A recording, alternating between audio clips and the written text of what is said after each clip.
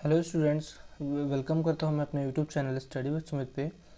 तो हमने ट्रिग्नोमेट्री और एप्लीकेशन ऑफ ट्रिग्नोमेट्री कवर कर लिया था। आज हम देखेंगे ट्रायंगल्स का इंट्रोडक्शन देखेंगे और जो थियरम्स थ्योरम है उसको देखेंगे। इस लेक्चर में हम आपका बेसिक जो ट्रायंगल्स का है उसको देखेंगे और थियरम्स थ्योरम के बारे में स्टडी करेंगे और उसका प्रूफ देखेंगे। तो आइए स्टार्ट करते हैं आज का लेक्चर। तो पहले हम देखेंगे ट्रायंगल होता क्या है। What do you mean bye triangle? तो ट्रायंगल का मतलब होता है कि अ फिगर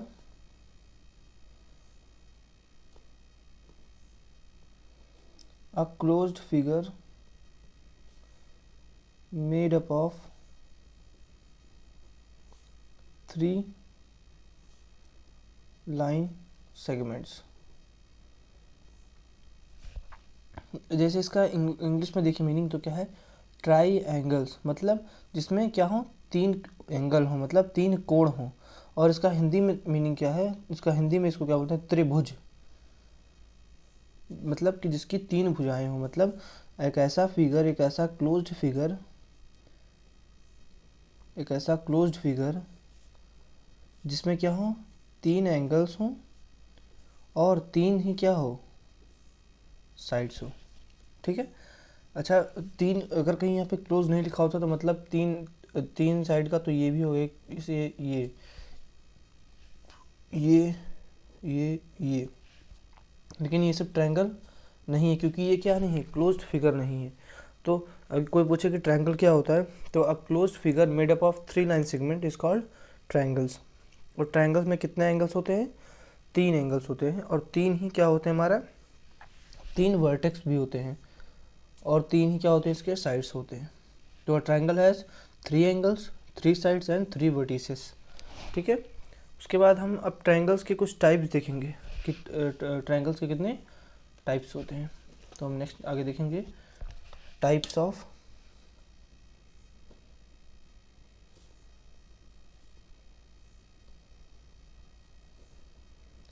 ट्रायंगल्स। अब हम ट्रायंगल को इससे डिनोट करेंगे, ट्रायंगल साइन से, बार बार लिखने से अच्छा है हम इसको ट्रायंगल के साइन से डिनोट करेंगे। तो पहला टाइप आता है equilateral equilateral triangle. Equilateral triangles, इस ट्रायंगल को से डिनोट कर रहे हैं। इक्विलेटरल ट्रायंगल का मतलब क्या होता है, इक्वी मतलब क्या होता है, इक्वल। लैटरल मतलब क्या होता है, साइड। तो मतलब जिसके तीनों साइड्स क्या हो, सेम हो। तो अगर कोई ट्रायंगल है उसके तीनों साइड सेम है, मतलब कि ये वाला साइड, ये वाला साइड, ये तीनों साइड है, तो उसके एंगल्स भी तीनों सेम हैं, तो उसको क्या बोलते हैं, इक्विलेटरल ट्रायंगल्स। तो अगर आपको डेफिनेशन लिखना हो कि इक्विलेटरल ट्रायंगल क्या है, तो इक्विलेटरल ट्रायंगल, तो the triangles whose sides and angles are same are called equilateral triangles. मतलब जिनके तीनों एंगल्स क्या हो, सेम हो या इक्वल हो, या उनके तीनों साइड्स क्या हो, सेम हो। दोनों कंडीशन फॉलो होनी चाहिए, दोनों उनके एंगल्स भी तीनों इक्वल होनी चाहिए और साइड्स भी तीनों इक्वल होनी चाहिए। उसके बाद हम देखेंगे सेकंड जो हमारा है, राइट ट्रायंगल।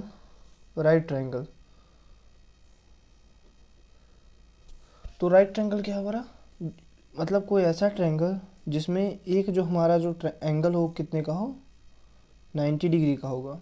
और तो बाकी जो जो दोनों एंगल होंगे वो क्या होंगे, हमारे एक्यूट एंगल होंगे।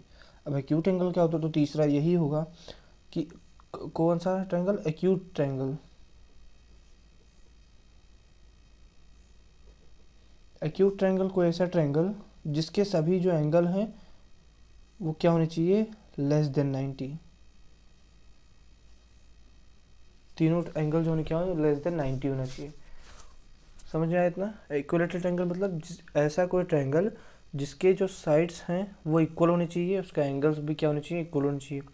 राइट एंगल क्या है कि ऐसा कोई ट्रायंगल जिसका एक एंगल क्या होना चाहिए, 90 डिग्री होना चाहिए, बाकी दोनों एक्यूट एंगल होने चाहिए।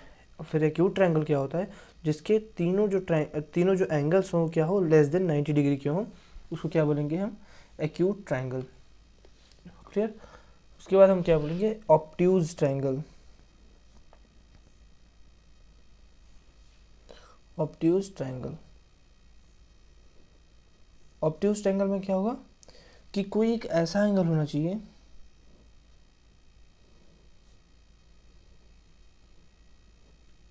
जैसे ये मान लेते हैं ये 120 का हो गया, तो ये क्या होगा, ऑब्ट्यूज ट्रायंगल। अब ऑब्ट्यूज एंगल क्या होता है कि कोई एक ऐसा एंगल जो 90 डिग्री से क्या हो, बड़ा हो, 90 डिग्री से बड़ा और 180 डिग्री से छोटा हो, तो उसको क्या बोलेंगे हम, ऑब्ट्यूज एंगल बोलते हैं। तो वैसे ही अगर ऑब्ट्यूज ट्रायंगल कोई पूछे क्या होता है, तो ऑब्ट्यूज ट्रायंगल क्या होता है कि कोई एक ऐसा कोई ट्रायंगल जिसमें एक एंगल क्या हो, 90 डिग्री से ग्रेटर हो, बाकी दो एंगल तो आपके एक्यूट एंगल होंगे। क्यों? क्योंकि अगर वो एक्यूट एंगल नहीं होंगे तो वो आपके ट्रायंगल सम प्रॉपर्टी को फॉलो नहीं करेंगे। अब जैसे ये एक्यूट एंगल जो था वो क्या था कि कोई एक ऐसा ट्रायंगल जिसमें एक एंगल जो है वो कितना होना चाहिए, एक्यूट एंगल होना चाहिए। ठीक है, अब उसके बाद जो हमारा चौथा है वो क्या है, आइसोसेलेस ट्रायंगल।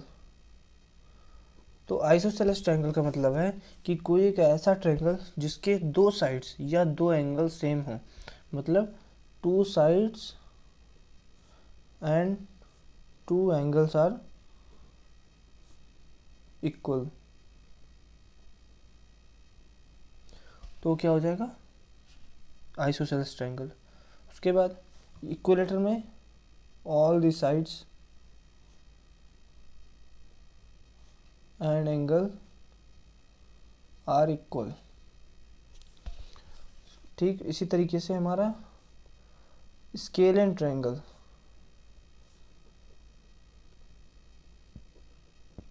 क्या होता है जिसके जो all the three sides and the angles are different.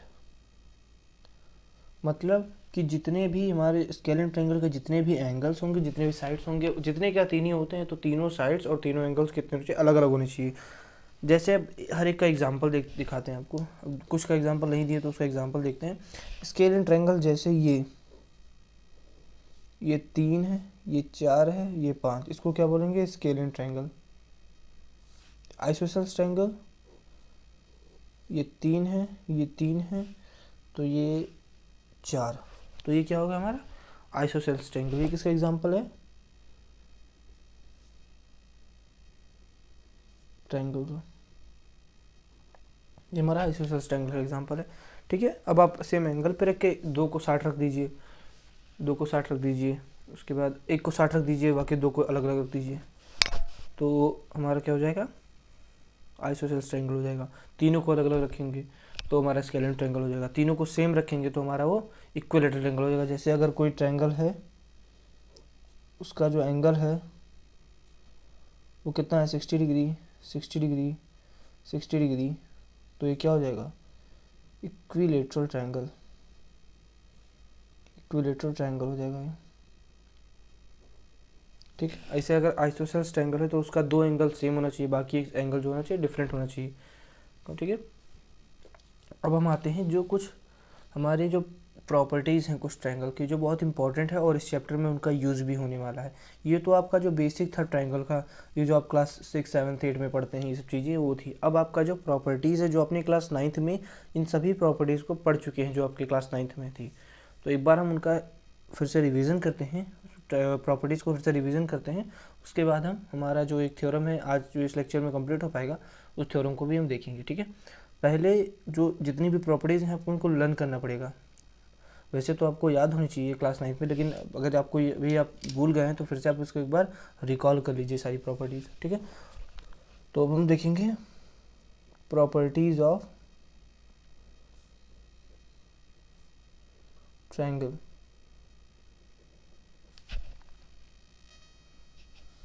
तो पहला जो प्रॉपर्टी है ट्रायंगल का कि अगर कोई एक ट्रायंगल है तो उनके तीनों एंगल्स का जो सम होना चाहिए वो कितना होना चाहिए।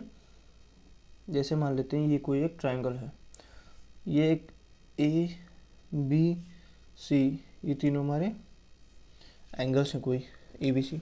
तो प्रॉपर्टीज़ ऑफ ट्रायंगल में पहली प्रॉपर्टी ये है कि उन तीनों का सम जो होना चाहिए वो कितना होना चाहिए, 180 डिग्री। ये हमारा पहला प्रॉपर्टी है। ठीक है, क्वेश्चन जैसे कभी कभी पूछ लेता है कि ये ट्रायंगल दे देगा, ये साइड 60 देगा, ये साइड 40 दे देगा, आपसे ये वाला साइड पूछ लेगा। ये वाला साइड कैसे फाइंड करेंगे, हमें पता है कि अगर ये side A angle B angle C है, तो जो A plus B plus C जो है वो 180 डिग्री होगा। तो ए कितना है 60, बी कितना है 40, तो सी फाइंड करना है। तो 100 degree plus C equal to 180 degree, तो C equal to 180 degree minus 100, तो जो दूसरा एंगल होगा सी वो कितना होगा 80 डिग्री। ठीक है, तो ऐसे इसका यूज़ होता है। अभी ये थोड़ा जब हम आगे जो ट्रायंगल्स हम पढ़ेंगे क्लास 10th में, तो इन सब का यूज़ है, जो प्रॉपर्टीज़ आप जितने भी प्रॉपर्टीज़ पढ़ेंगे उन हर एक प्रॉपर्टी का यूज़ है। ठीक है, तो अब नेक्स्ट आगे देखते हैं। तो हम नेक्स्ट दूसरी प्रॉपर्टी देखते हैं ट्रायंगल की, प्रॉपर्टी नंबर 2। दूसरी प्रॉपर्टी क्या है कि sum of length of two sides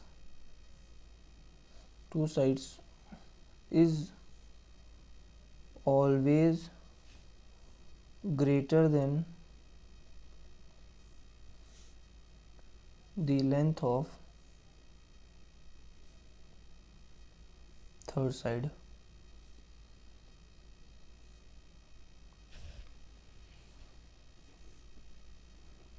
मतलब ये क्या कह रहा है कि अगर मान लेते हैं कोई एक ट्रायंगल है,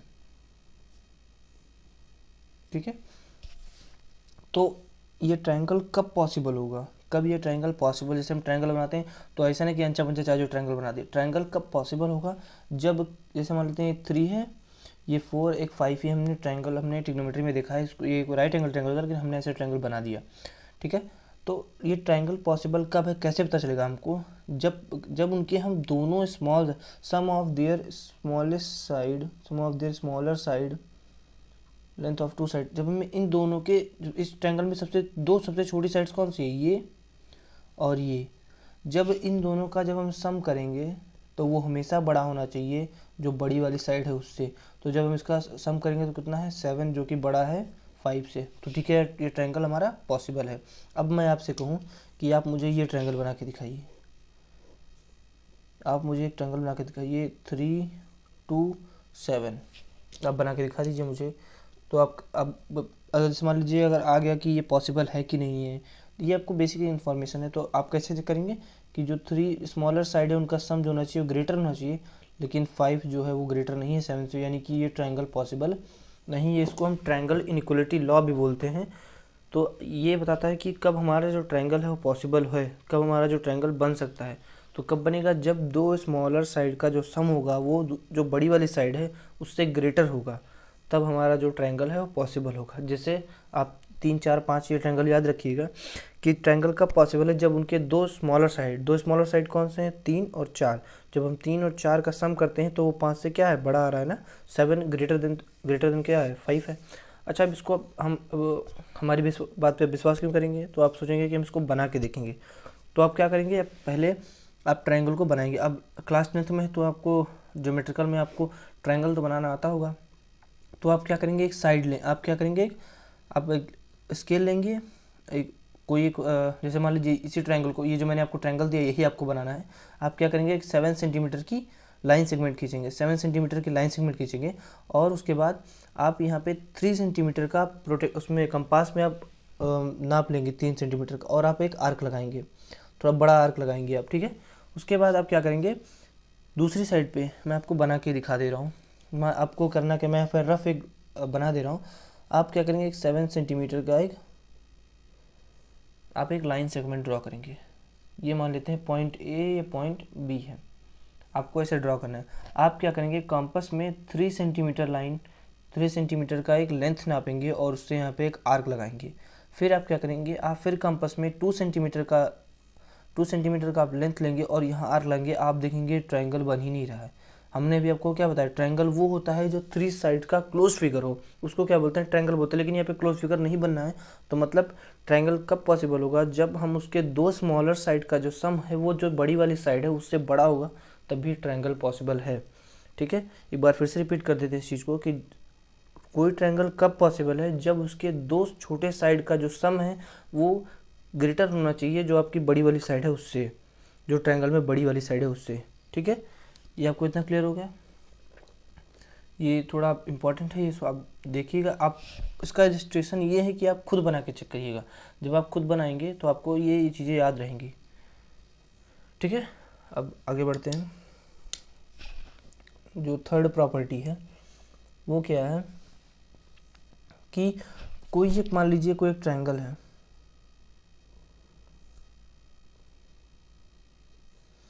ये मान लेते हैं 90 डिग्री का है, ये मान लेते हैं 30 डिग्री का है, ये हमारा 45 डिग्री का है। ठीक है, तो हमेशा अगर कोई ट्रायंगल है तो उसमें जो हमेशा छोटा एंगल होगा उसके सामने वाली साइड ही सबसे छोटी होगी। जैसे ये कोई ट्रायंगल है, इसमें सबसे छोटा एंगल कौन सा है, 30 डिग्री।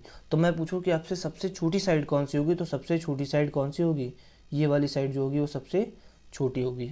अब एक और एग्जांपल देखिए, जैसे मान लेते हैं कोई और ट्रायंगल है, कोई और ट्रायंगल है,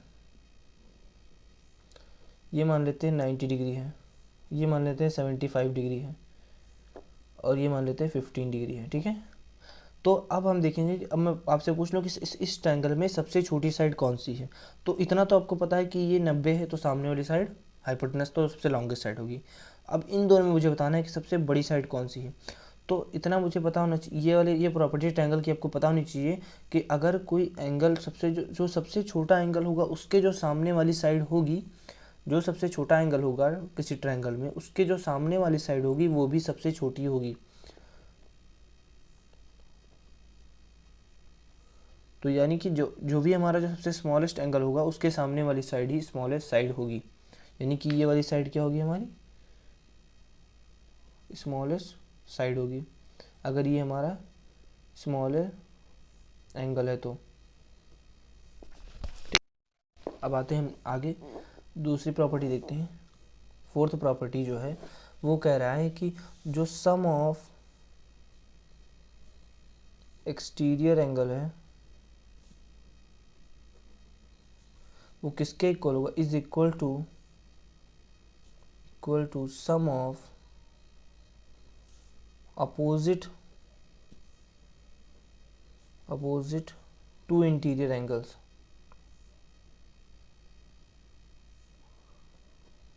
ठीक है, अब ये तो इंग्लिश में लिखा है, इंग्लिश तो हमको आती नहीं है, तो अब इसको हम समझाएंगे आपको फिगर के थ्रू।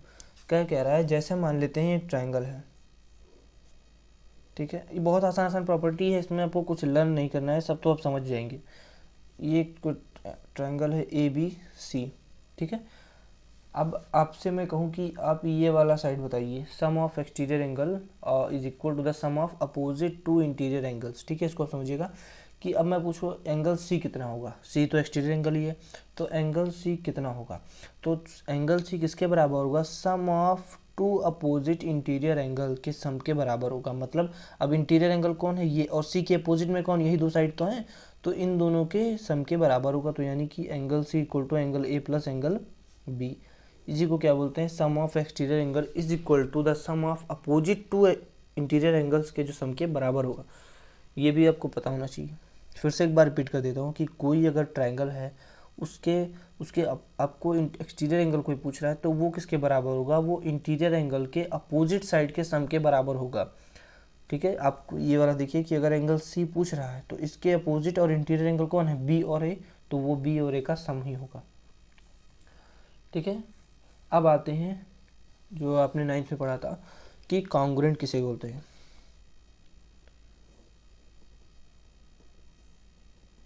कि what do you mean by congruent figure, या what do you mean what is congruency. ठीक है, तो कॉन्ग्रुएंट क्या होता है, तो सिंपल, उसमें कोई डेफिनेशन नहीं, कुछ नहीं, सीधा क्या है कि सेम शेप सेम साइज, मतलब कोई लोचा नहीं, सेम शेप का होना चाहिए, सेम साइज होना चाहिए। मतलब कि जैसे एक अगर कहीं 5 सेंटीमीटर रेडियस का सर्कल ड्रॉ कर रहे हैं, मान लीजिए है तो नहीं, लेकिन 5 सेंटीमीटर का सर्कल का रेडियस है, तो इसका अगर मुझे कॉन्ग्रुएंट बनाना है तो वो 5 सेंटीमीटर का एक सर्कल होना चाहिए। कोई दूसरा ये ना है कि 5 सेंटीमीटर का तुम इक्विलेटरल एंगल बना दो तो इससे कॉन्ग्रुएंट हो जाएगा।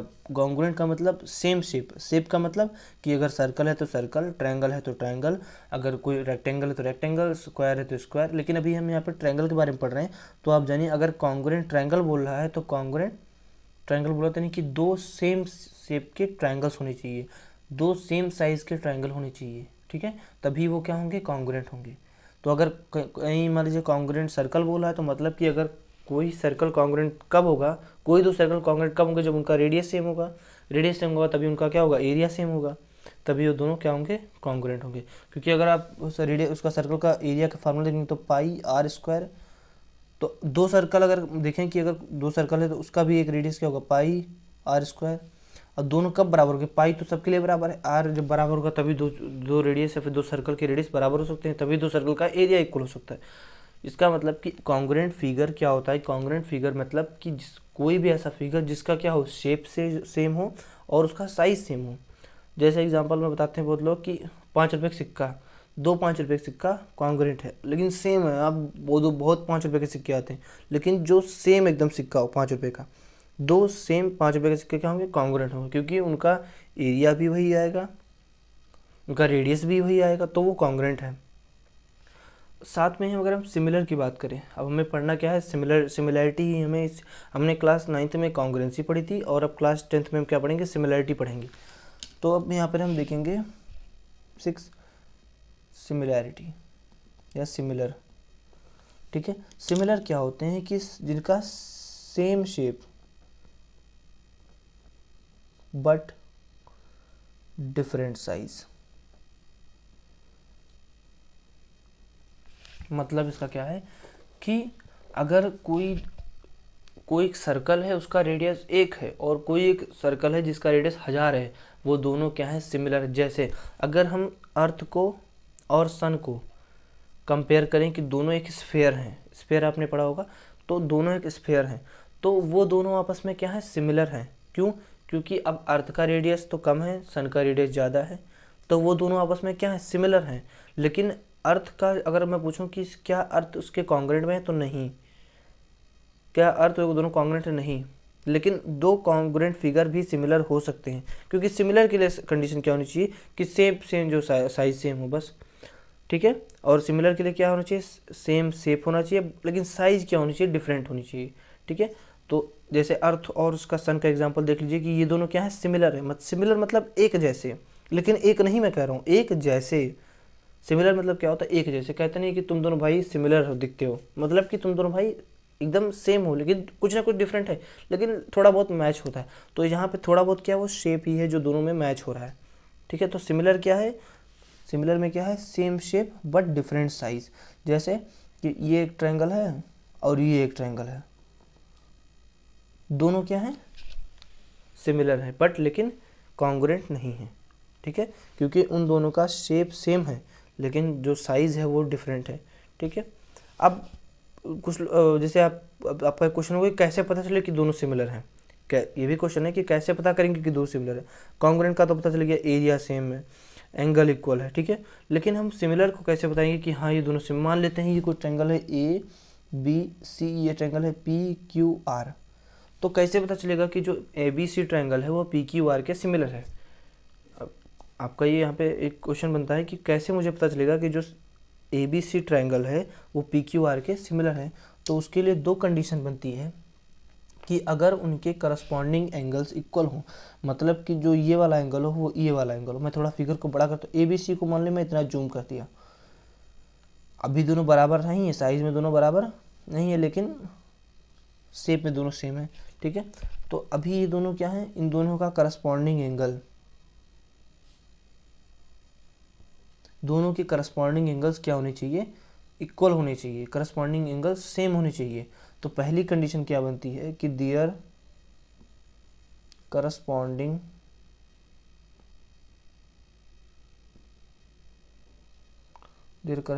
एंगल्स आर इक्वल, मतलब जो P होगा वही A होगा, दोनों के करस्पॉन्डिंग एंगल्स इक्वल होने चाहिए। फिर दूसरा कि their corresponding their corresponding sides are proportional. अब प्रोपोर्शनल का मतलब कि जितना रेशियो इसका और इसका होना चाहिए उतना रेशियो इसका और इसका भी होना चाहिए। मतलब कि वो दोनों क्या होनी चाहिए। जैसे मैं एग्जांपल ले लेता हूँ इसका, जैसे आपको रेशियो वाला समझ में नहीं आया बात, तो इसके लिए एग्जांपल मान लेते हैं ये कोई दो ट्रायंगल है, ये ए, ये बी, ये सी, ये पी, ये क्यू, ये आर। ठीक है, ये 2 है, ये 4 है, ये 6 है, ये 12 है। ठीक है, ये 10 है, ये 20 है।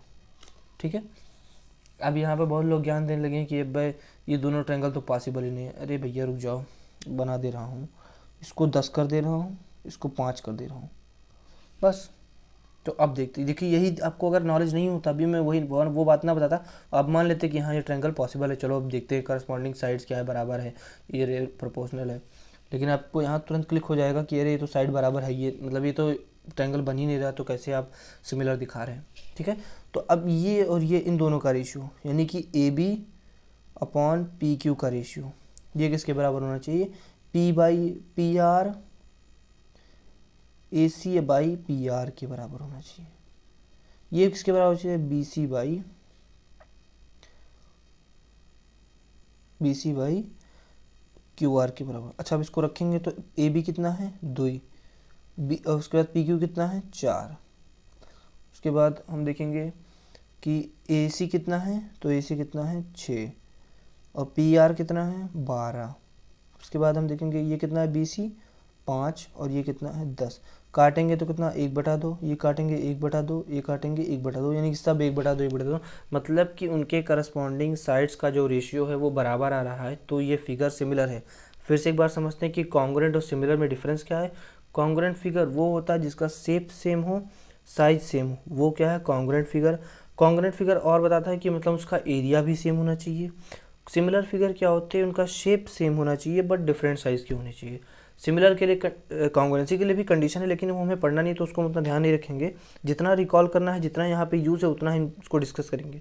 उसके बाद सिमिलर के लिए कंडीशन क्या क्या है कि उनके करस्पॉन्डिंग एंगल्स जो होने चाहिए वो इक्वल होने चाहिए और उनके जो करस्पॉन्डिंग साइड का जो रेशियो है वो इक्वल होना चाहिए। साइड का रेशियो का मतलब क्या है, हमने यहाँ पर आपको ये फिगर से समझा दिया है कि जो जैसे एक ट्रायंगल है, ए बी साइड 2 है, ए सी साइड 6 है, बी सी साइड 5 है, पी क्यू कितना है 4 है, पी आर कितना है 12 है, क्यू आर कितना है 10 है। तो जो A B by P Q का रेशियो होगा वो A C upon P R के रेशियो के बराबर होगा, वही बराबर होगा B C upon Q R के रेशियो के बराबर होगा। ठीक है, एक प्रॉपर्टी और यहाँ पे छूट रही है जो शायद आपने क्लास 9th में पढ़ी होगी, और वो भी जैसे हम पहला थ्योरम प्रूफ करेंगे उसमें उसका यूज़ है, तो उसको हम ये साइड में डिस्कस कर लेते हैं ताकि जब भी हम थ्योरम डिस्कस करें तो वहाँ पे हमको प्रॉब्लम ना हो। ठीक है, अच्छा ये दो लाइन क्या है, पैरेलल लाइंस है। ठीक है, ये 2 लाइंस क्या हैं, पैरेलल लाइंस हैं। ठीक है, ये ज्वाइन हो रही हैं, ये अब ये दोनों मुझे नहीं पता है क्या नहीं है, मुझे नहीं पता कि ये दोनों पैरेलल है नॉन पैरेलल लाइंस है, मुझे नहीं पता।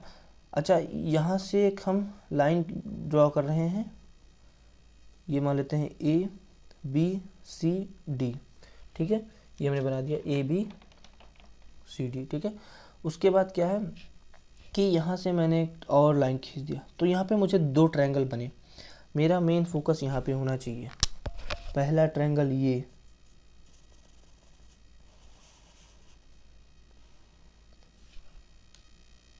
पहला ट्रायंगल जो हमने रेड वाला मार्क से मार्क किया है। दूसरा क्या है, ये जो हमने इस हाइलाइटर से मार्क किया है, दूसरा वाला ये। अच्छा, इन दोनों में मेरा एक चीज़ कॉमन है। क्या कॉमन है, ये जो बेस है, ये जो हमारा बेस है वो कॉमन है। तो हमने क्लास 9th में पढ़ा था कि कोई ऐसे 2 ट्रायंगल, आई मीन ये ट्रायंगल क्या है, triangle A B C and triangle A B D. तो कोई ऐसे 2 ट्रायंगल जिनका बेस सेम हो और वो 2 पैरेलल लाइन से मिलके बने हों। फिर से एक बार रिपीट करता हूँ कि फिर से A B C are on same base and between same parallel line तो ये क्या हो जाएगा, इनका एरिया जो हो जाएगा, area of triangle A B C equal to area of triangle A B D. अब इसका मतलब समझिए आप कि कोई भी ऐसा ट्राइंगल जिसका बेस सेम हो और वो दोनों एक परपेंडिकुलर, जो एक पैरेलल लाइन के बीच में जो बने हों, तो उनका जो एरिया होता है वो क्या होता है, बराबर होता है। एक बार फिर से समझिए कि ये एक ट्राइंगल है, ये एक ट्राइंगल है। हमें क्या बताया कि जो ए बी है वो सी डी के पैरेलल है। क्या बताया गया है कि जो ए बी है वो सी डी के पैरेलल है। हमें दो, तो इसका हमें इसका हमने 9th में एक थ्योरम पढ़ा था कि अगर कोई ट्राइंगल सेम बेस पे बना हो और बिटवीन सेम पैरेलल लाइन में बनी हो, तो उनसे बने जो ट्राइंगल्स होते हैं उनका एरिया जो होता है वो क्या होता है, सेम होता है। अच्छा, आप मान लीजिए अगर आप इन चीज़ों को आपको समझ में नहीं आ रहा, तो आपके पास एक ज्योमेट्रिकल आइडिया है इन चीज़ को प्रूफ करने का। कैसे? आप कोई एक मेज़रमेंट का आप ये बेस ले लें, उसके बाद इन सब आपको ट्रायंगल का तो इतना पता चलेगा कि ट्रायंगल कब पॉसिबल होगा, जब उनके दो स्मॉलर साइड का सम जो ग्रेटर होगा, ग्रेटर जो बड़ी वाली साइड है उससे। तो आप इन सब चीज़ को ज्योमेट्रिकल से प्रूव कर सकते हैं। आप कोई एक साइड लीजिए, बेस लीजिए। अच्छा, एरिया में क्या होता है, हाफ बेस इंटू हाइट। अगर पहला लाइन्स है तो यानी कि अगर वो जहाँ जहाँ पे कट कर रही है वो हाइट सेम होगा, बेस आपका सेम है, तो एरिया क्या होता है, half base into height. Simple सी बात है, हाफ बेस इंटू हाइट। अब हाइट जितना ये जिस बेस से ये बना हुआ है उस बेस से ये भी तो बना हुआ है, तो मतलब उनका बेस भी सेम है, हाइट भी सेम है, तो एरिया तो जाहिर सी बात सेम होगा। लेकिन अब ये थ्योरम है कि अगर कहीं कोई दो लाइन है, दो पैरेलल लाइन्स है, उनका सेम बेस है, तो उससे बने ट्रायंगल्स का जो एरिया होगा वो क्या होगा, सेम होगा। ठीक है, आई होप आपको इतना क्लियर हो गया होगा। फिर से एक बार हम जो जितनी ट्रायंगल्स की प्रॉपर्टी थी उसको फिर से रिवाइज करते हैं। ट्रायंगल की पहली प्रॉपर्टी क्या थी कि angle sum property of a triangle, की अगर एंगल्स के ट्रायंगल के एंगल्स को सम किया जाए तो वो कितना होता है, 180 डिग्री। उसके बाद हमने पढ़ा कि sum of the smaller length of two sides of a triangle is always greater than the third side. मतलब कि अगर कोई ट्रायंगल है उसके दो छोटे साइड्स का जो सम करते हैं वो हमेशा बड़ी वाली साइड से बड़ा ही आएगा। क्यों? तभी वो ट्रायंगल क्या होगा, पॉसिबल होगा। इलस्ट्रेशन के लिए मैंने आपको एग्जांपल 3 to 7 का दे दिया है कि आप उसको बना के चेक करेंगे। ठीक है, उसके बाद हमने आपको बढ़ाया कि सम ऑफ एक्सटीरियर एंगल का सम होगा वो अपोजिट साइड के इंटीरियर एंगल के सम के बराबर होगा। जैसे ये हमने आपको दिखाया कि ये क्या है, आपको एंगल सी फाइंड करना है जो एक्सटीरियर एंगल है, तो ये इसके अपोजिट साइड के इंटीरियर एंगल के सम के बराबर होगा।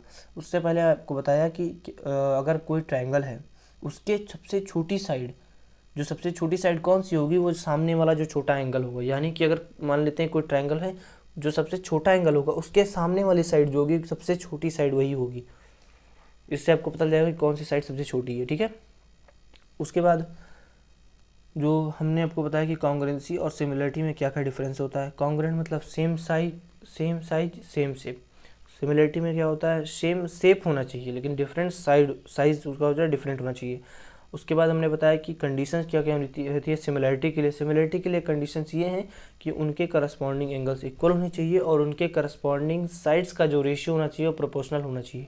ठीक है, एक चीज़ जो रह गई है जो हमने आपको बताया हो, आपको पता होगा वैसे भी, लेकिन हम फिर से यहाँ पर थोड़ा बहुत डिस्कस कर देते हैं कि एरिया ऑफ ट्रायंगल कैसे बताते हैं। एरिया ऑफ ट्रायंगल क्या होता है, वो क्या होता है, हाफ बेस इंटू हाइट होता है। ठीक है, एरिया ऑफ ट्रायंगल क्या होता है, हाफ बेस इंटू हाइट।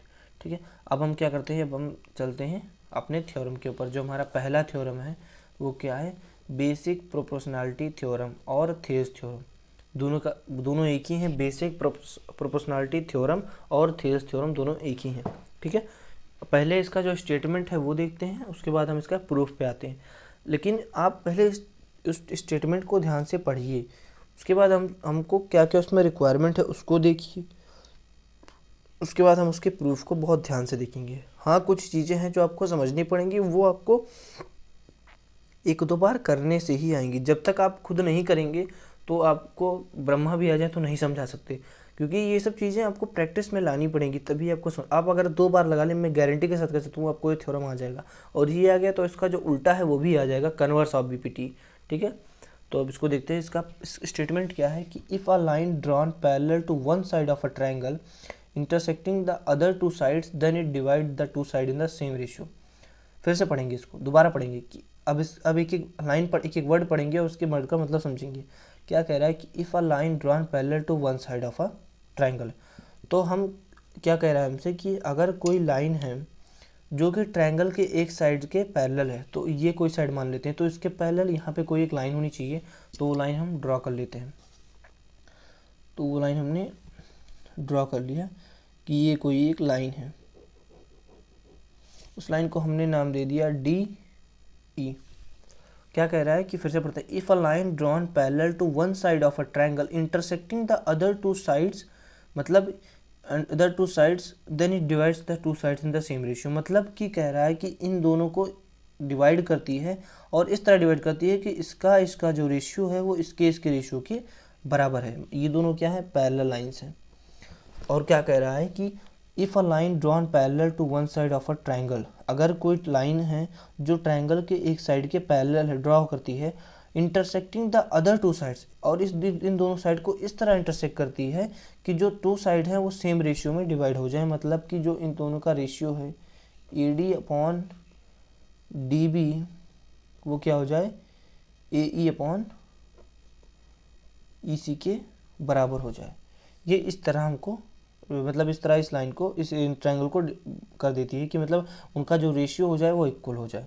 अब हमें इस चीज़ को प्रूफ करना है, हमें यही प्रूफ करना है कि A D upon D B equal to A E upon E C कैसे आ सकता है। अब प्रूफ करने के लिए हमारे पास ट्रायंगल तो एक ही है, अरे ट्रायंगल तो एक ही है, उसका एरिया भी पता करना है। अब ट्रायंगल में हमने फार्मूले में पढ़ा है कि एरिया ऑफ ट्रायंगल क्या होता है, half base into height. Half base into height तो हमने पढ़ा है, लेकिन हाइट कहाँ है इसमें। अरे अगर ये ट्रायंगल हो गया तो ये ट्रायंगल अगर हो गया तो इसमें हमारे पास हाइट कहाँ है, हाइट नहीं पता। और हमने पढ़ा है, हम जानते हैं कि अगर कोई ट्रायंगल है उसमें हमें हाइट फाइंड करना, तो एक साइड से हमें, एक वर्टेक्स से हमें परपेंडिकुलर गिरा देंगे तो वो हमें एल्टीट्यूड बता देगा किसी ट्रायंगल का। जैसे अगर मान लेते हैं, अभी उसको एक्सप्लेन करें, जैसे मान लीजिए अब मुझे हाइट पता करनी है, तो मैं यहाँ से एक परपेंडिकुलर गिरा दूंगा ताकि मुझे इस पूरे की हाइट पता चल जाए। अगर मुझे इस साइड पे पता करनी है तो मुझे यहाँ से एल्टीट्यूड ड्रॉ कर दूंगा, इस साइड से पता करनी है मुझे यहाँ से एल्टीट्यूड ड्रॉ कर दूंगा, ताकि मुझे उस ट्रायंगल का जो हाइट है वो पता चल जाए। ठीक है, तो आई थिंक इतना आपको समझ में आ गया होगा। अब हम पहले समझेंगे कि अगर एग्ज़ाम में ये प्रूफ आए तो करेंगे कैसे। मैं उसी तरह, मैं कोई शॉर्ट ट्रिक नहीं बताने वाला, अगर शॉर्ट ट्रिक इसका है भी, लेकिन मैं उसको लास्ट में जब आपको क्वेश्चन कराऊंगा तब बताऊंगा। अभी मैं इसका कोई शॉर्ट ट्रिक नहीं बताने वाला, अभी आपको फुल प्रूफ देखना है और इसी तरह एग्ज़ाम में करके भी आना है अगर आया तो। ठीक है, तो पहले हम क्या करेंगे, गिवन लिखेंगे, गिवन। अब गिवन क्या है हमारा, in triangle A B C in which DE parallel to BC, हमें इतना गिवन है। ठीक है, टू प्रूफ, हमें प्रूफ क्या करना है, टू प्रूफ हमें यही प्रूफ करना है कि AD upon DB equal to AE upon EC, यही हमें प्रूफ करना। और हमें कुछ कंस्ट्रक्ट करना पड़ेगा। क्या कंस्ट्रक्ट करना पड़ेगा हमें, अब हमें ट्रायंगल तो एक ही बना है, हमें और ट्रायंगल बनाने हैं, हमें इस पूरे इस साइड को और इस साइड को प्रूफ करना है, और हमारे पास ट्रायंगल भी नहीं है। अच्छा, इस वाले चीज़ में हमें ट्रायंगल बनाना है तो हम कुछ ज्वाइन करके ट्रायंगल बना सकते हैं। जैसे अगर हम इस साइड को ऐसे ज्वाइन कर दें इतने को, तो हमारे पास ये एक और ट्रायंगल बन जाएगा। इस साइड को अगर हम ज्वाइन कर दें तो ये एक ट्रायंगल और बन जाएगा ना ट्रायंगल। तो अगर हम इसको ज्वाइन करते हैं, इसको हम ज्वाइन करते हैं,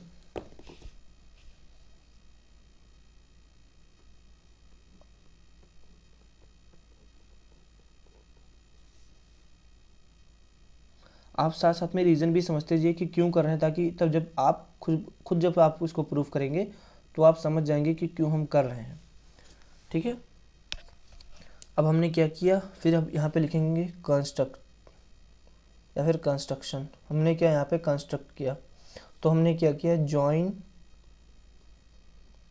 BE एंड CD। हमने क्या किया, ज्वाइन कर दिया, BE और CD को ज्वाइन कर दिया। उसके बाद क्या करेंगे हम, अब हमारे पास हाइट नहीं कि हमें पता है, जबकि हमें एरिया अगर पता करना है तो हमारे पास हाइट भी होनी चाहिए। अब हमें इसी साइड को इस साइड के प्रोपोर्शनल प्रूफ करना है तो हमें एरिया भी तो पता होना चाहिए, तभी तो हम प्रूफ कर सकते हैं।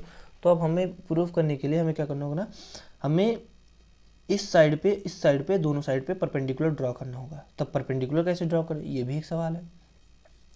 तो परपेंडिकुलर कैसे ड्रॉ करते हैं, हम किसी एक पॉइंट से इस वाले साइड पे परपेंडिकुलर ड्रॉ कर देंगे और वही हमारी क्या हो जाएगी, हाइट हो जाएगी। तो अगर हम पॉइंट ई से परपेंडिकुलर ड्रॉप करते हैं एडी पे, तो परपेंडिकुलर क्या होगा, 90 डिग्री का होगा, और इस पॉइंट को हम एफ मान लेते हैं। अगर सेम डी पॉइंट से हम इधर परपेंडिकुलर ड्रॉप करते हैं, इधर परपेंडिकुलर ड्रॉप करते हैं और यहाँ पे 90 डिग्री बनता है, इस पॉइंट को हम जी बना देते हैं। ठीक है, फिर अभी कंस्ट्रक्शन में हम लिखेंगे ड्रॉ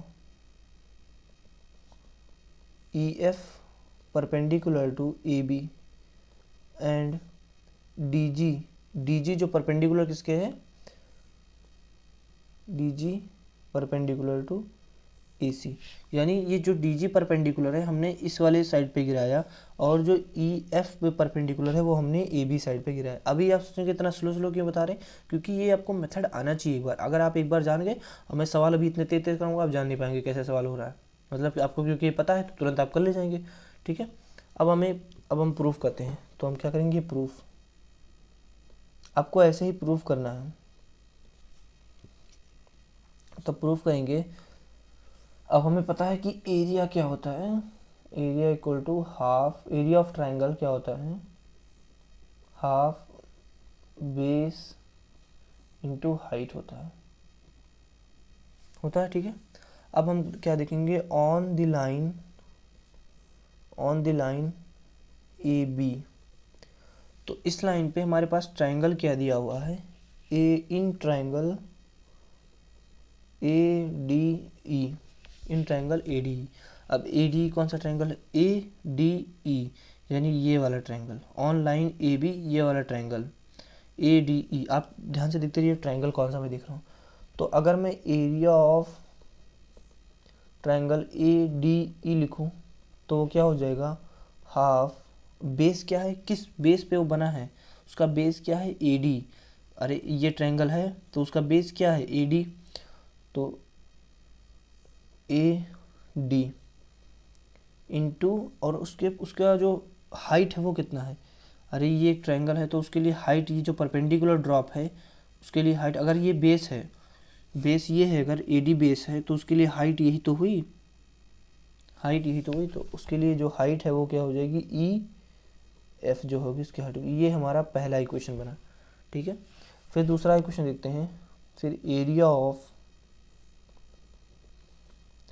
डी बी ई, अगर हम area of D B E देखें, ये वाला area of D B E देखें तो उसमें हमारे पास क्या होगा, एरिया क्या होता है, हाफ। अब हमारा बेस क्या है, डी बी बेस, अब हमारा बेस ये है, और हाइट हमारा क्या है, हाइट हमारा अभी भी क्या है, वही है, क्योंकि जब सेम बेस पे बनना है तो हाइट भी हमारा वही होगा। ठीक है, तो ये हमारा दूसरा इक्वेशन बन जाएगा।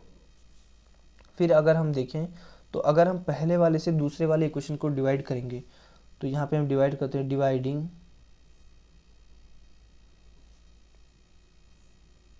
Dividing first divide by second, तो क्या हो जाएगा, area of triangle A D E जो है और upon area of triangle D B E जो है वो किसके बराबर आएगा, 1/2 into A D into E F upon 1/2 into D B into E F.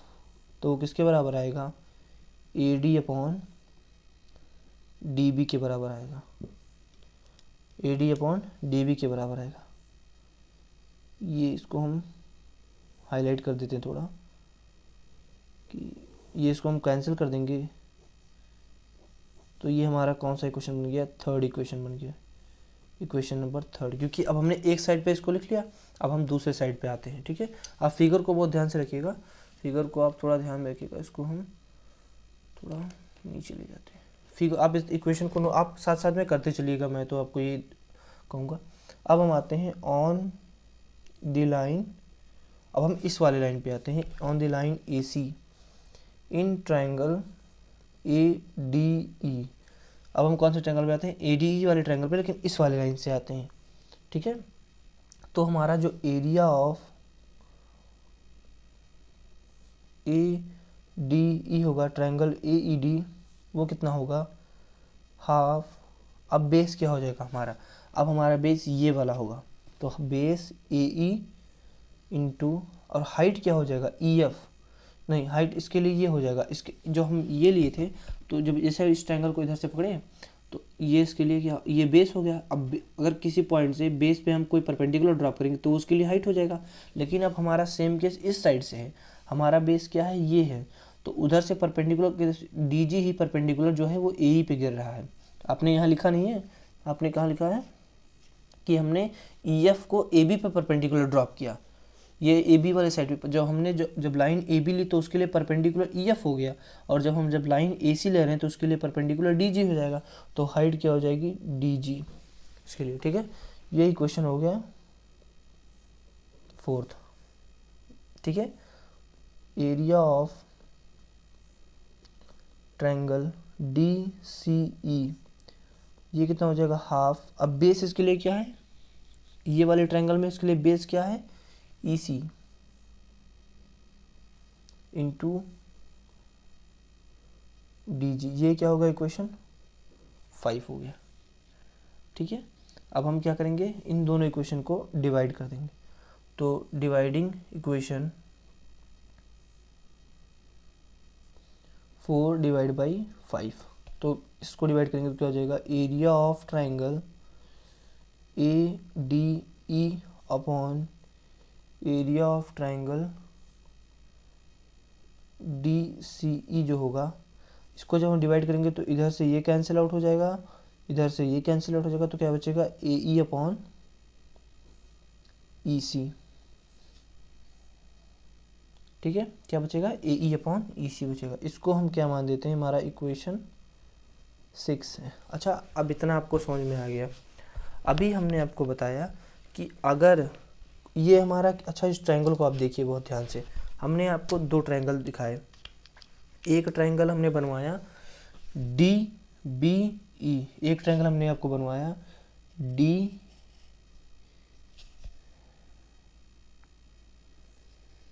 DB और E, ये आपको ट्रायंगल बनवाया है, देखिए यहाँ पे लिखा है area of triangle DBE half, इतना लिखा है, ठीक है। उसके बाद एक ट्रायंगल आपको बनवाया है DCE, एंगल DCE, एक हमने आपको एक ट्रायंगल बनवाया DCE, और हमें पता है कि जो ट्रायंगल ADB होगा, DBE होगा, ये वाला जो ट्रायंगल होगा और जो ये वाला ट्रायंगल होगा, उन दोनों का एरिया हमें पता है वो सेम होगा। यानी कि अब हम यहाँ से लिख सकते हैं कि जो एरिया है, जो इतना तो हमें पता चल, यहाँ से यहाँ तक हमें पता चल गया, ठीक है। यहाँ तक हमने जो इक्वेशन को सॉल्व करना था कर लिया। हमें पता है कि area of DEC and triangle DEC and area of triangle BDE are equal, या कहीं के लिखा था एंड सेम, तो हम दोनों लिख दे रहे हैं, ठीक है। क्यों सेम है, आपको पता है कि अगर कोई ट्रायंगल सेम बेस पे और बिटवीन पैरेलल लाइंस पे बना है तो उन दोनों ट्रायंगल्स का जो एरिया होगा वो क्या होगा, सेम होगा। अब हम इसी चीज़ को यूज़ करेंगे कहाँ पे, इसी चीज़ को हम इक्वेशन 3 में यूज़ करेंगे। हमारा इक्वेशन 3 क्या था, इक्वेशन 3 क्या था कि area of ADE area of DBE, हमारा क्या था, एरिया ऑफ ADE, यहाँ पे क्या है, एरिया ऑफ ADE, तो AD को इधर लेंगे, इसको इक्वेशन को फिर से उतार रहे हैं, area of triangle ADE upon area of triangle DBE है। अच्छा, हम जानते हैं कि जो DEB है, जो DEB है और DCE है, उन दोनों का एरिया तो सेम होगा। अरे जो DBE है और DCE है वो दोनों एरिया तो सेम है, यानी कि ये वाला जो एरिया है और ये वाला जो एरिया है वो दोनों क्या है, सेम है। तो अच्छा, इसको हम ये भी ये किसके बराबर हो रहा है, area of triangle A D E है upon area of triangle D C E है। इतना तो आपको समझ में आ गया। क्यों? क्योंकि दोनों सेम पैरेलल लाइन पे बने हैं, दोनों सेम बेस और पैरेलल लाइन के बीच में बने हैं, तो आपको इतना तो समझ में आ गया। अच्छा, आप एक अभी ऊपर इक्वेशन में देखे होंगे कि हमने ये इक्वेशन थर्ड लिखा है, तो ए डी ई, ठीक है, ए डी बाई बी लिखा है, area of A D B E है, उसको हम डी सी ई से रिप्लेस करते हैं, उसको हम क्या करते हैं, डी सी ई से रिप्लेस करते हैं। तो अगर एक बार हम रिप्लेस करते हैं तो एरिया ऑफ थर्ड इक्वेशन में रिप्लेस कर दें, रिप्लेसिंग इन इक्वेशन 3, इक्वेशन 3 में इसको रिप्लेस कर दें तो एरिया ऑफ ए डी ई, हमें 3 में क्या लिखा है, ये लिखा है, इसको लिख सकते हैं कि नहीं, क्योंकि दोनों तो बराबर हैं, तो हम इसको लिख दे रहे हैं, area of A D E upon area of triangle D C E जो है वो किसके बराबर हो जाए, A D upon D B के बराबर हो जाए। अच्छा, अब वही चीज़ हम 6 तो हम जब देखेंगे, ये इतना समझ में आ गया। अब हम देखेंगे इन इक्वेशन 6, हम देखते हैं कि इक्वेशन 6 में भी क्या लिखा है कि area of A D E जो है वो area of triangle D C E के A E by E C के बराबर दिया है। तो अब यहाँ से हमारा कंक्लूजन क्या निकलता है कि अगर ये इसके बराबर है और यही चीज़ इसके बराबर है, तो मतलब कि ये दोनों बराबर हैं, यानी कि यहाँ से क्या पता चला कि A D upon D B के बराबर ए ई अपॉन ई सी है। हेंस प्रूफ, मतलब एक बार इसका पूरा समरी मैं एक बार फिर से आपको दिखाता हूँ। पहले ये थ्योरम कहता क्या है कि हमारा एक बेसिक प्रोपोर्शनैलिटी थ्योरम है, थेल्स थ्योरम कहता क्या है कि अगर कोई ट्रायंगल है उसमें किसी एक साइड के पैरेलल कोई एक लाइन जब ड्रॉ करते हैं तो वो उस साइड को इक्वल रेशियो में डिवाइड करता है, ठीक है, तो अदर टू साइड्स को इक्वल रेशियो में डिवाइड करता है। तो इसका प्रूफ हम कैसे देखेंगे कि हमें एक ही ट्रायंगल है, हमारे पास 2 ट्रायंगल होंगे, तो एक साइड से हम सभी ट्रायंगल्स को लेके उनका एरिया निकाल के और उसको हम डिवाइड करके हम आप उसका रेशियो निकाल सकते हैं। तो उसको हम कैसे करेंगे, हम कंस्ट्रक्ट करेंगे, पहले इसको ज्वाइन कर देंगे, ठीक है। उसके बाद हम एक परपेंडिकुलर ड्रॉ करेंगे, क्योंकि हमें हाइट नहीं मालूम है, तो परपेंडिकुलर हम इस पॉइंट से इस पे ड्रॉ करेंगे, इसको बेस मान के इस पॉइंट से जब परपेंडिकुलर ड्रॉप करेंगे तो वो ई एफ परपेंडिकुलर होगा। जब इसे बेस मान के इस पॉइंट से परपेंडिकुलर ड्रॉप करेंगे तो डी जी परपेंडिकुलर होगा। उसको हमने लिख दिया कि ई एफ जो है वो ए बी के परपेंडिकुलर है और डी जी क्यों है, ए सी के परपेंडिकुलर, क्योंकि अब हम जब पूरी साइड लेंगे तो हमारा जो ये हाइट होगा ये यही होगा, ठीक है। फिर हमने जो इस लाइन पे जो बना हुआ है, ए सी पे जो बना हुआ है उसको हम लिया, और जो ट्रायंगल ए डी ई है उस पर हमने लिखा, तो area of triangle A D ई क्या है, हाफ, बेस हमारा ए डी है और हाइट जो हमारी है ये वाली है, क्योंकि इसी बेस पे हमारा जो हाइट है वो है ई एफ, तो हमने इसको लिखा। फिर area of D B E लिखा, डी बी ई, तो इसका हमारा 1/2, बेस हमारा ये है और हाइट हमारा यही रहेगा, हाइट हमारा क्योंकि सेम इसी बेस पे बना है हमारा, किसी लाइन पे हमारा जो हाइट है वो है, तो वो हाइट हमारा सेम होगा, तो वो ई एफ है, ठीक है। उसके बाद हम जब इस वाली लाइन पे आते हैं तो हमने लिखा on the line A C in triangle A D E. अब हमारा ए डी ई है तो उसके लिए बेस हमारा ये हो जाएगा और हाइट हमारा डी जी हो जाएगा। फिर हमने इन ट्रायंगल डी सी ई लिया, डी सी ई लिया, तो हमारा हाफ और बेस ई सी है और जो हाइट है हमारा, जो परपेंडिकुलर डिस्टेंस है वो क्या है, हमारा डी जी है। अभी इन सबको इक्वेशंस को हमने पहले इक्वेशन 1 और 2 को जब डिवाइड किया तो हमें पता चला कि जो area of A D E है upon area D B E है वो A D by D B के बराबर आ रहा है। उसके बाद हमने जब दूसरे इक्वेशन को 4 और 5 को जब डिवाइड किया तो हमें पता चला कि area of A D E है और area of D C E है वो area of A E upon E C के बराबर आ रहा है। फिर हमने देखा कि ये जो 2 ट्रायंगल हैं वो दोनों सेम बेस पे बने हुए हैं, तो जब सेम बेस पे बने हुए हैं तो इनका एरिया सेम है, तो चाहे मैं इसको लिखूं चाहे मैं इसको लिखूं, बात तो ये कि अरे जब इसका एरिया सेम है तो चाहे मैं डी बी ई लिखूं चाहे मैं डी सी ई लिखूं, बात तो बराबर है। अरे मान लीजिए अगर ये 2 ट्रायंगल है, अगर इन दोनों ट्रायंगल का जो एरिया इक्वल है तो मैं इसको इन दोनों ट्रायंगल मान ली ए बी सी लिखा है और ये पी क्यू आर है, इन दोनों का एरिया अगर इक्वल है तो मैं चाहे लिखूँ पी क्यू आर जो ट्रायंगल है वो किसी के, मान लीजिए किसी के इक्वल है, या मैं लिखूँ कि ABC के इक्वल है।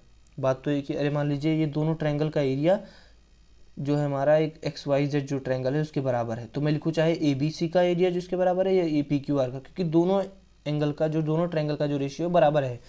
तो ऐसे ही मैंने इस चीज़ को बस सब्स्टिट्यूट किया मैंने इससे, और उसके बाद हमने इस वैल्यू को पुट किया, तो हमने देखा कि जो एरिया ऑफ ADE है वो भी AD/DB के बराबर आ रहा है, और area of AD upon area of DCE है वो भी AC अपॉन E के बराबर है। तो ये जब दोनों चीज़ें एक ही चीज़ के बराबर हैं, मतलब कि जब AD अपॉन DB और AE अपॉन AC एक ही, इसके भी बराबर है इसके भी बराबर है, दोनों चीज़ें सेम लिखी हुई हैं और दोनों एक ही चीज़ के बराबर है। तो इसका मतलब क्या है कि AD अपॉन DB और AE अपॉन EC के दोनों बराबर है। ठीक है, आपको क्या करना है, आपको इसको फिर से देखना है और आपको साथ साथ प्रूफ करते हुए आना है और लॉजिक को समझना है। अब इसके साथ मैंने 2 क्वेश्चंस आपके लिए लिए हैं और उन दोनों क्वेश्चंस को मैं आपको एक्सप्लेन करके साथ में कराने वाला हूँ। ठीक है, तो ये हमारे पास क्वेश्चन है कि ये एक ऐसा फिगर है जिसमें ABCDE बना हुआ है, जिसमें बताया गया कि DE और BC जो है पैरेलल हैं। तो इसमें मुझे AD भी दिया है x और DB कितना दिया हुआ है, DB दिया हुआ है x-2, उसके बाद AE मुझे दिया हुआ है x+2 और जो EC दिया है वो x-1 दिया है। एक बार ऐसा क्वेश्चन आपके MCQ में भी आया हुआ है पिछले साल, ऐसा ही कुछ क्वेश्चन था, वैल्यू डिफरेंट थी, बाकी क्वेश्चन यही आया था आपके यूपी बोर्ड में। तो आपको बतानी है कि x की वैल्यू क्या है। ठीक है, तो अब हम देखेंगे कि हमें पता है कि कोई ट्रायंगल है, अगर उसमें किसी एक साइड पे पैरेलल लाइन ड्रॉ की गई है तो इसका जो रेशियो है वो इसके रेशियो के बराबर है। तो मुझे पता है कि बाई बीपीटी, अगर आपका क्वेश्चन न्यूमेरिकल में 1-2 नंबर में है तो आप थ्योरम को नहीं लिखेंगे, लेकिन अगर आपका क्वेश्चन थोड़ा 4 नंबर का है या 5 नंबर का है तो आप थ्योरम को थोड़ा एक्सप्लेन करेंगे। तो बाई बीपीटी, तो AD upon DB equal to AE upon EC।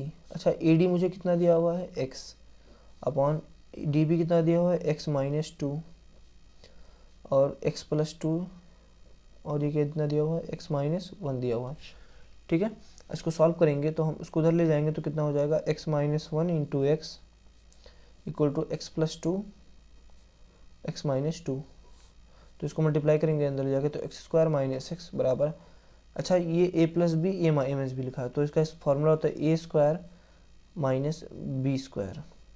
ठीक है, तो ये क्या हो जाएगा x² - x और x² प्लस x² - 4। ठीक है, x² से x² कैंसिल हो जाएगा तो -x इज इक्वल टू -4, तो x इज इक्वल टू 4।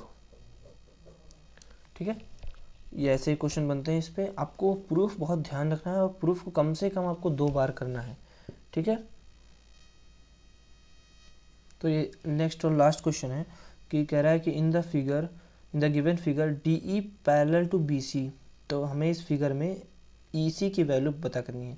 अच्छा, अभी भी हमने पढ़ा कि अगर कोई ट्रायंगल है उसमें अगर कहीं एक अपोजिट साइड पे कोई पैरेलल लाइन ड्रॉ की गई है तो ये इसका रेशियो इसके रेशियो के बराबर आता है। तो यहाँ भी करेंगे कि AD upon DB equal to AE upon EC के बराबर आएगा। तो ये कितना है 1.5 अपॉन, हम अभी उसको नहीं लिख रहे हैं यूनिट को, 4.5 इक्वल टू 0.8 अपॉन x। तो इसको हम फर्दर सॉल्व करेंगे तो आपको एग्जाम में इधर नहीं करना है, आपको नीचे ही करते आना है। इस पे भी बहुत माइनस नंबर होते हैं, नंबर कटते हैं इस पे भी। आपको एक सीरियल से आपको ये ना है कि इधर करके फिर बगल में कर दें, इधर करके फिर बगल में कर दें, नहीं, आपको एक सीरियल से एक लाइन से आपको क्वेश्चन को सॉल्व करते हुए आना है। आप इस बात का ध्यान रखिएगा। तो इधर अभी तो हमारे पास स्पेस की कमी है इसलिए हम इधर उधर कर दे रहे हैं, लेकिन आपको बोर्ड में एक स्ट्रेट लाइन में आपको करते ताकि टीचर को चेक करने में आसानी हो, तो आपको नंबर भी देगा। ठीक है, अब इधर से दोनों डेसिमल हटा देंगे तो 15/45 हो जाएगा, ये 0.8 अपॉन x हो जाएगा, उसको काटेंगे तो 1/3 हो जाएगा। तो ये कितना हो जाएगा कि इसको इधर भेजेंगे तो x इज इक्वल टू 2.4 और यूनिट कितना है सेंटीमीटर। ठीक है, तो आई होप कि ये लेक्चर आपको पसंद आया होगा। आप हमारी एक राय मानिएगा कि आप उसको जो आपने प्रूफ कराया, इसलिए हमने एक ही कराया है क्योंकि अभी आपका पहला लेक्चर है, तो मे भी हो सकता है आपको थोड़ा समझने में दिक्कत हो, लेकिन फिर भी ये चीज़ें आपको याद रखनी है। आपको जितनी प्रॉपर्टीज़ बताई गई हैं, जितने टाइप्स बताए गए हैं, आपको इस बार फिर से रिवीजन करिएगा तो आई होप आपको ये वीडियो पसंद आया होगा। आप इस वीडियो को लाइक कीजिए, कमेंट कीजिए, और आपको अगर किसी चीज़ में डाउट है तो आप तुरंत कमेंट में पूछिएगा, मैं उसका रिप्लाई कर दूंगा। ठीक है, ओके, थैंक्स फॉर वॉचिंग।